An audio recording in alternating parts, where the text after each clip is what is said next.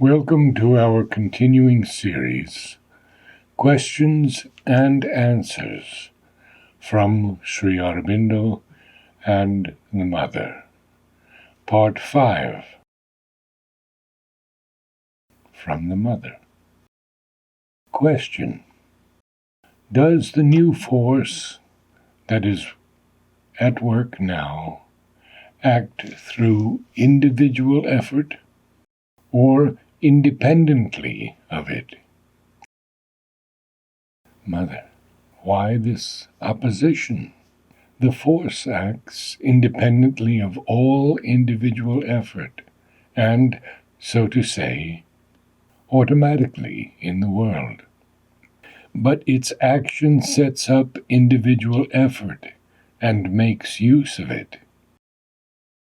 It is an illusion to believe that the individual effort is due to the individual. Yet, if the individual refuses to make an effort, under the pretext that there is an universal action independent of him, he refuses then the collaboration. The force wants to make use of, and indeed does make use of, the individual effort as one of the most powerful means at its disposal, the most powerful perhaps. It is the force itself, which is your individual effort. But here the reaction of vital self-love comes in. If it is not I who do the things, if it is not my will that expresses itself, if it is not my own power that works, well then, I do not move. In other words, quote, if the merit does not come to me, I do nothing any more. End quote. It is a reaction I come across very often, but it is simply a way of showing one's vexed self-love. On the contrary, the true reaction, the pure reaction, is a joyful urge for collaboration. It is to play the game with all energy, with all the willpower that one can command in one's consciousness, with the feeling that you are supported, carried by something infinitely greater than yourself, and whose action is infallible. Something which makes use of you as the most precious instrument, and which gives you at the same time all the necessary force and protects you. You feel that you are working in safety, that you can no longer make a mistake, because it is the supreme wisdom which is acting. What one does with the maximum efficacy and enjoy. This is the true movement, to feel one's will intensified to its maximum by the fact that it is no longer a small microscopic person that wills in you, but an infinite universal power, the force of the truth. Question: what must one do to get rid of a bad movement altogether? Mother: become more and more conscious. Observe how the movement is produced, by which way the danger approaches. Stand on the way and see that it does not reach its aim.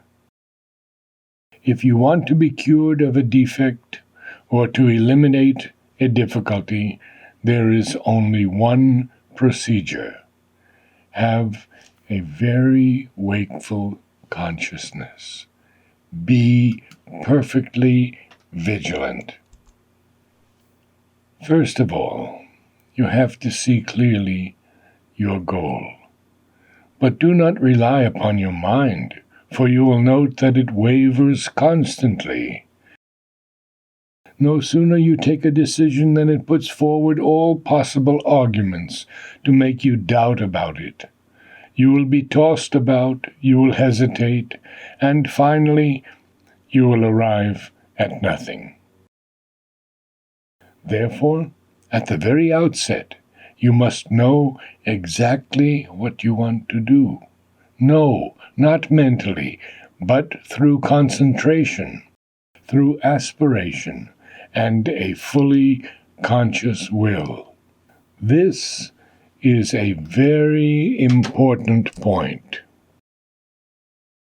Next, little by little, through observation, through a constant and sustained vigilance, you must work out a method which will be personal to you, and which, I may say by the way, will be valid for you alone. Everyone must find out his own procedure, which will get more and more clear and precise gradually as it is put to practice.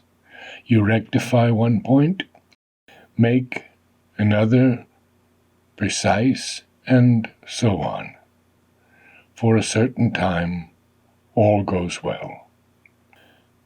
But one fine morning, the difficulty will appear before you, insurmountable, and you will despair and think that all has been in vain. Nothing of the kind. I tell you that when you find yourself in front of a wall like that, it is the beginning of something new.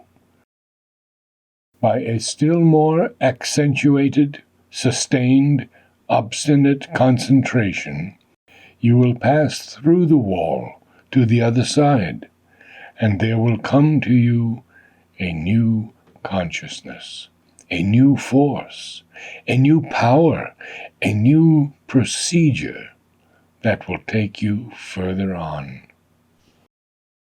That will happen often, and after a time, you will get into the habit.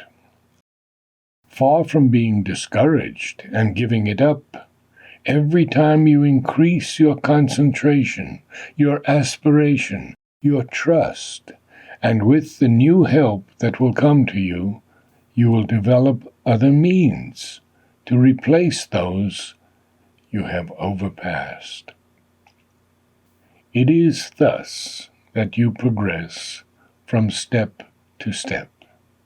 But you must take great care to realize at each step, as perfectly as possible, what you have gained or learnt.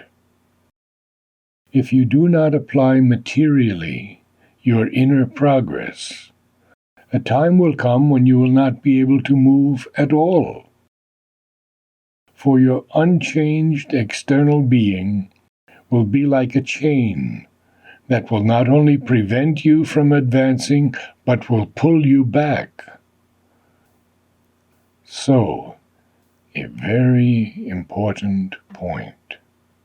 Put into practice what you know, and if you are persevering, you will succeed. The difficulty will come again and again. It is only when you reach the goal that all obstacles will fall away at one stroke, and for good.